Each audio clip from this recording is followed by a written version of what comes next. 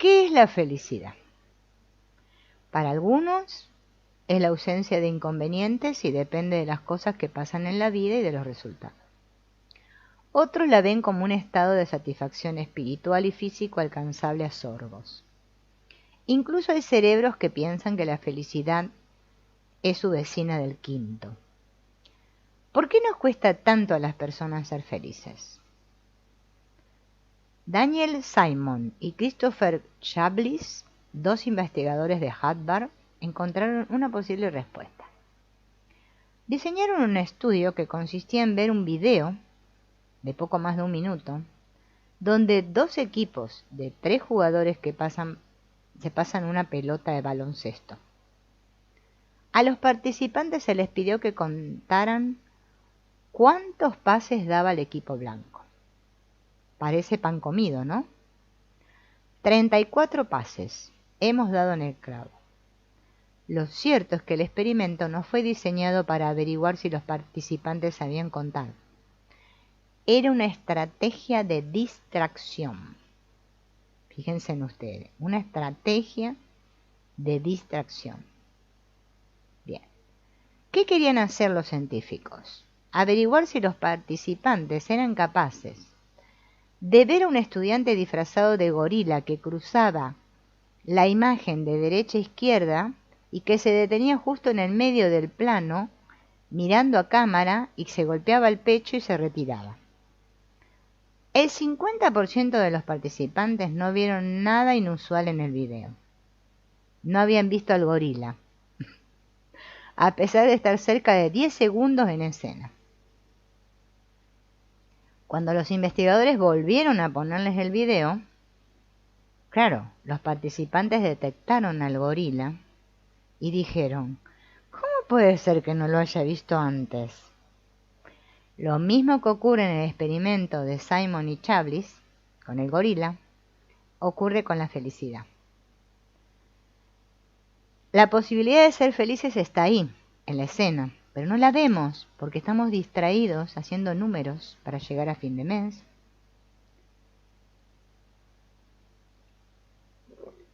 Buscando a alguien que nos haga felices o tratando de averiguar la forma de encontrar al gorila.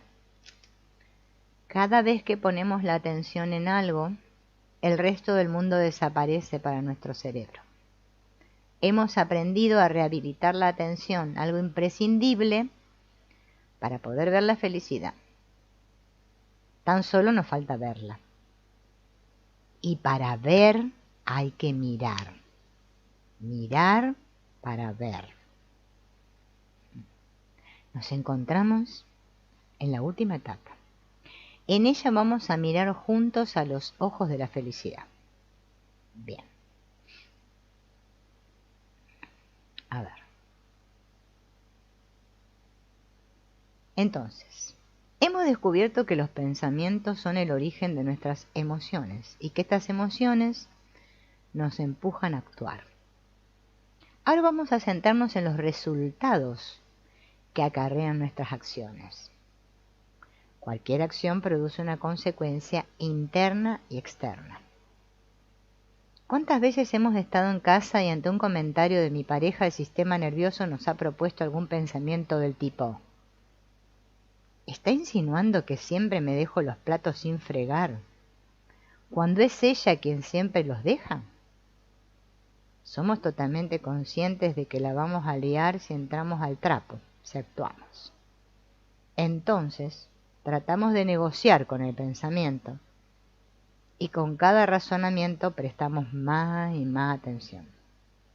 El pensamiento empieza a mutar, a convertirse en emoción y la pensación va tomando forma. Todavía no hemos dicho ni pío, pero el organismo está rebosante de señales electroquímicas y hormonas que se van retroalimentándose, modulándose, y la emoción va engordando. Aquí tenemos el resultado interno. Para rematarnos viene el: no lo digas que la vas a tener. No lo digas, no. Y lo dices. El pollo está asegurado. Tras el enfado vemos la consecuencia externa. dormimos esa noche culo con culo. Cada vez que reaccionamos ante una emoción, le estamos diciendo al cerebro, este pensamiento es útil para vivir este momento. Entonces lo educamos. La próxima vez que nos encontremos en una situación parecida, el sistema nervioso volverá a proponernos un pensamiento similar porque entendió que era útil ese pensamiento. Entonces la mayor parte del tiempo actuamos dominados por las emociones, con la sensación de que los pensamientos hacen lo que quieren con nosotros. ¿Por qué nos cuesta tanto? ¿Por qué no podemos simplemente cerrar el pico y sonreír, como Jack Nicholson? El primer paso en falso lo damos al creer que las emociones que sentimos provienen de las palabras de los demás, cuando en realidad son el resultado de poner la atención en el pensamiento. ¿Está insinuando que siempre me dejo los platos sin fregar cuando ella es quien siempre se los deja? Esta confusión hace que tratemos de luchar o huir constantemente de las cosas que pensamos y sentimos. Para luchar contra algo tenemos que prestar atención a ese algo para mantenerlo a raya, y cuanta más atención le presto, más grande se hace la emoción. O sea que estoy consiguiendo el efecto contrario. Lo mismo ocurre cuando intento huir. La solución pasa por no usar ese pensamiento. Y el reto consiste en hacerlo con la atención saturada. El estrés, los dispositivos electrónicos, el alcohol, la falta de sueño, queman la atención, privándonos de la capacidad de elegir y reeducar el cerebro. Muchos diremos, oh, esto es normal. El estilo de vida de hoy en día es trabajar todo el día, consultar las redes sociales, tomarnos unas copitas por ahí y acostarnos a las tantas viendo una serie de Netflix. A nuestro favor hay que decir que sacamos heroicamente un hueco para hacer un ejercicio y comer lo mejor posible. Tenemos que ir al origen del problema, las cosas que pensamos. Y nuestro viaje al origen no será con el fin de cambiar pensamientos o hacerlos más positivos, sino para decirle al sistema nervioso, este pensamiento no me sirve para vivir este momento. ¿Bien? Esto transforma el mundo que vivimos por completo. Nadie está hablando de cambiar de pareja o de ignorar las cosas que pensamos. Estamos hablando de tomar conciencia del funcionamiento del organismo y de recordar que un pensamiento es una propuesta neuronal y recuperar así el poder de elegir. ¿Qué pensamientos son útiles para vivir este momento? Es decir, que estamos neuroeducándonos. Bien. Si queremos reeducar el cerebro, necesitamos situaciones, necesitamos tener pensamientos desagradables y sentir sus emociones asociadas para poder decirle al cerebro, este pensamiento no me sirve para vivir esta situación. Ser feliz pasa por darse cuenta de esto. Cualquier método que trate de alterar los pensamientos o mejorarlos, parece que funciona en un primer momento, pero a largo plazo se vuelve ineficaz y eso nos hace frustrar, sentirnos frustrados, ¿no? ¿Vieron esas personas que se ponen la cosa, como es la grabación a la noche? Yo no sé cómo hacen, porque la verdad, yo quiero silencio a la noche. Y se duermen escuchando las meditaciones o no sé qué para que les entre así en el subconsciente. Yo la verdad que admiro cómo pueden soportar eso, porque yo me levantaría con un humor de perros, ¿no? Y fíjense en que se dan cuenta que no les da ningún resultado, o sea que hacen todo eso al cohete, ¿no? Ah, bueno, gracias, Cristian. Bueno, gracias. Esa es la intención. Bien, bien, me alegra mucho que les sea útil. Entonces, fíjense, a ver, no sé cómo expresarlo esto porque no lo quiero decir como lo dice el autor para bajarlo un poco más a nuestro, digamos, lenguaje así, más criollo. Todavía, yo sé que esto nos lleva tiempo, a mí me llevó muchísimo tiempo, es más, hoy en día a veces hay muchos momentos en que lo pongo en duda. Nosotros vemos cosas ahí fuera, ¿no? Bien, también si me miro al espejo veo una cosa, que sería esta cosa. Bien. Pero nosotros nos creemos que de esas imágenes, de esas cosas, perdón, depende nuestra felicidad, de cómo estén las cosas. Pero olvidamos que solo son imágenes mentales. Eso de la imagen mental nos... A veces por ahí decimos, bueno, le llamamos imágenes a eso que imaginamos con la imaginación. Pero nos damos cuenta que todos son imágenes mentales, ¿no? Y hacemos asociaciones, ¿se acuerdan lo que hablamos la vez anterior, no? Entonces yo digo, el dinero, la salud y el amor no dan la felicidad, pero ayudan. ¿Bien? Otros opinan que se esconden los pequeños detalles, la felicidad. Otros dicen que no existen, ¿no? Entonces las personas llamamos felicidad a la sensación que resulta de comparar nuestra imagen feliz de las cosas con el momento presente.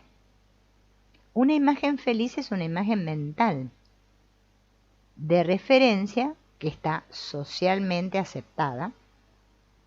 Bien. Por ejemplo, todos tenemos la imagen de la familia feliz. ¿No? La familia feliz, un papá, una mamá, unos hijos, todos se respetan, se valoran unos a otros. Ay, la familia feliz. ¿Bien? Y esa imagen nos acompaña a todas partes. Por otro lado, está la situación de cada persona y su percepción individual de la realidad. Por ejemplo, si tengo mamá y papá, si hay conflictos entre ellos, si estoy divorciado, si siento que me valoran, si todo eso sucede, entonces yo digo, ay, tengo una familia de 10, soy feliz. ¿Bien? Es una imagen mental. Una lista tenemos de imágenes, ¿no? Para cada cosa, como si tuviéramos ideas asociadas, que si pasa esto, esto está bien, ¿no? Como una colección de imágenes. Estas fórmulas explican la felicidad y el sufrimiento humano. ¿Por qué? Porque las personas somos felices cuando nuestra imagen feliz coincide con el momento presente. Ante cualquier interferencia o diferencia, por más mínima que sea, ya dejo de ser feliz. Y ahí en ese momento aparecen las expectativas. Y el sufrimiento será proporcional a la distancia entre la imagen feliz y el instante presente. Esta comparación que hacemos se lleva a cabo en las profundidades del cerebro, en el sistema mesolímbico de recompensa. Este sistema mesolímbico de recompensa es el encargado de contrastar el ahora con nuestras imágenes felices, dando pie a la sensación de felicidad. Es como un cóctel bioquímico que tiene dopamina, que es la sensación de placer y motivación, endorfinas, que tiene que ver con el bienestar, serotonina, que tiene que ver con el estado de ánimo, y oxitocina, que tiene que ver con la confianza. Desde un punto de vista estadístico, es prácticamente imposible ser feliz en el mundo en el que vivimos. Hemos convertido la felicidad en algo elitista. Nos pasamos la vida conociendo a personas, buscando a alguien que sea compatible conmigo. Entonces encontramos la pareja y el trabajo perfectos y el esfuerzo da sus frutos, pero ahora hay que mantenerlo. Hay que ser comprensivo, cariñoso, seguir motivado.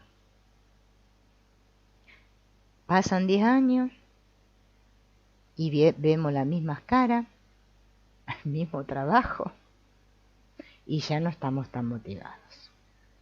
Bien. Entonces salta la alarma en la corteza cingulada anterior, honestidad, y los cimientos de la felicidad empiezan a tambalearse. Pero bueno, primero se trata de un ligero tembleque.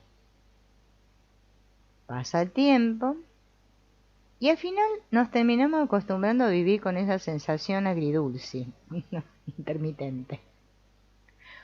Y decimos, es normal, le pasa a todo el mundo. Unas semanas más tarde nos enteramos de que un amigo ha hecho algo que está fuera de nuestra imagen feliz de amistad. Y la felicidad sufre un terremoto de fuerza 2 en la escala de Richter. La sensación de sufrimiento va en aumento. Basta con que otro acontecimiento imprevisible escape de alguna imagen feliz para que ya el terremoto pase a nivel 3, incluso si se trata de algo inesperado, relativo al dinero, la salud o el amor. Ya el sismo supera el nivel 5. Ahí me convierto en una olla express con patas. ¿De dónde es esa presión? Bien. Las imágenes felices determinan qué debe ocurrir en nuestra vida para alcanzar un estado de bienestar y al mismo tiempo definen aquellas experiencias que generan sufrimiento. Entonces, felicidad y sufrimiento comparten su origen. Son las dos caras de la misma moneda. Si realmente queremos ser felices, debemos dejar a un lado la manía de culpar a las situaciones de vida y a los demás de lo que siento y tomar la responsabilidad. Entonces tengo que aprender a mirar para ver.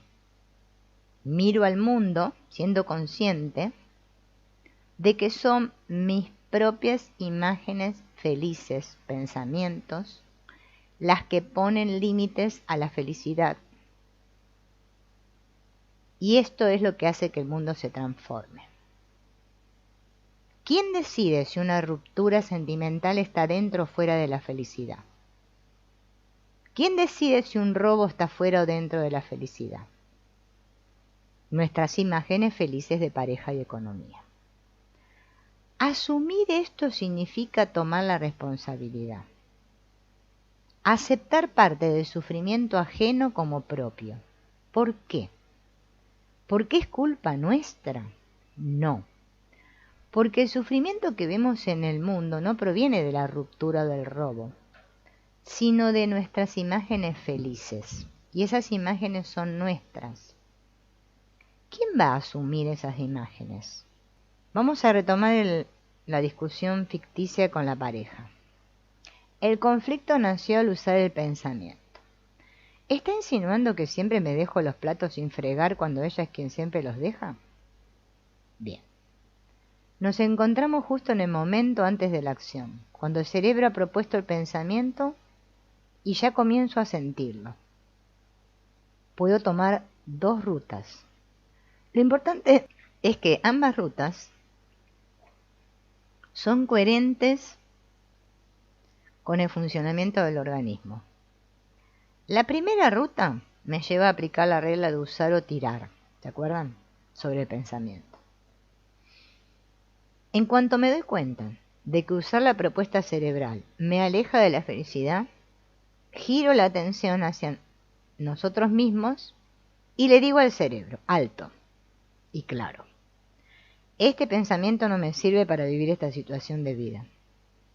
En ese caso, elegí el camino de la neuroeducación. Bien. Con eso consigo que la próxima vez que me encuentre en esa situación, sea menos probable que el sistema nervioso me proponga el mismo pensamiento. Bien. Ahora bien, si yo tengo la atención saturada y actúo compulsivamente y ofendo a mi pareja, ya usé el pensamiento. Y aunque podríamos usar la regla de usar o tirar a pensamientos futuros, voy a usar otra ruta. Voy a aplicar la regla de la expansión de felicidad. Esta regla tiene forma de pregunta. ¿Estoy dispuesto a incluir esta situación dentro de la felicidad? En este caso concreto, como se trata de una discusión, podríamos particularizar y preguntarnos si estamos dispuestos a incluir esta discusión dentro de la felicidad. ¿Y qué consigo con esto? La regla de la expansión de la felicidad me recuerda la posibilidad de que presente e imagen feliz sean uno. Cualquier argumento, cualquier intento por cambiar al otro o por buscar culpables deja de tener sentido cuando presente y felicidad se funden en un abrazo. Esta regla es aplicable a cualquier situación de vida, por justa o injusta que parezca, porque no trata de cambiar nada. La pregunta nos hace mirar a los ojos de nuestra imagen mental feliz y nos permite tomar conciencia de la responsabilidad que tenemos. Tratamos de cambiar personas o situaciones para que sean lo más parecidas posibles a nuestra imagen feliz. Es como que quisiéramos que encaje, ¿no? Y esto no funciona. Nunca ha funcionado. Esto es lo que nos acerca a la paz. Incluir cualquier situación de vida dentro de la felicidad. Y para esto no tengo que hacer nada, solo vivir. Saber cómo funciono y estar atento. Y el propio organismo se va a encargar de enseñarme en cada situación de vida aquello que yo excluyo de la felicidad a través de mis pensamientos y emociones. Hasta ahora hemos ido dando palos de ciegos, porque desconocíamos cómo funcionaba el organismo y la vida. Ahora estamos al día de sus manías y somos conscientes de que los pensamientos y las emociones son como un GPS hacia la felicidad. Nos enseñan qué es lo que estamos excluyendo de la vida. Para hacerlo disponemos de herramientas muy potentes. Cualquier pensamiento está tratando de hacernos felices. Está poniendo en evidencia todas las cosas que yo excluyo. ¿Para qué? Para que yo pueda incluirlas. Por eso no tiene sentido querer dejar de tener pensamientos que producen sufrimiento o dolor. Por eso no me tengo que esforzar por ser más optimista, más espiritual o más positivo. Si cambio mis pensamientos, ¿cómo voy a poder ver aquello que estoy dejando fuera? Ha llegado el momento de entender que todo está bien y que siempre estuvo bien. Nadie está diciendo que no haya cosas que cambiar. Nadie está diciendo que no exista el hambre en el mundo o la guerra de Siria, sea un cuento chino. ¿Bien? Estamos descubriendo la posibilidad de transformar el mundo que vemos desde el amor y la felicidad, en lugar de intentar hacerlo desde el miedo y el sufrimiento. Por eso, para eso necesito, ¿no?, los pensamientos que tengo ahora y las emociones que tengo ahora. Y así me voy a conocer. Todas las personas llevamos grabado en el cerebro un mapa hecho a medida de cada uno que nos dirige hacia la felicidad. ¿Por dónde empezamos? Puede pensar el cerebro, ¿no? ¿Por dónde empieza, no? es comenzar por los aspectos cotidianos. El cerebro trabaja siempre en el ahora y solo desde ahí me muestra aquello que yo he dejado fuera para poder incluirlo.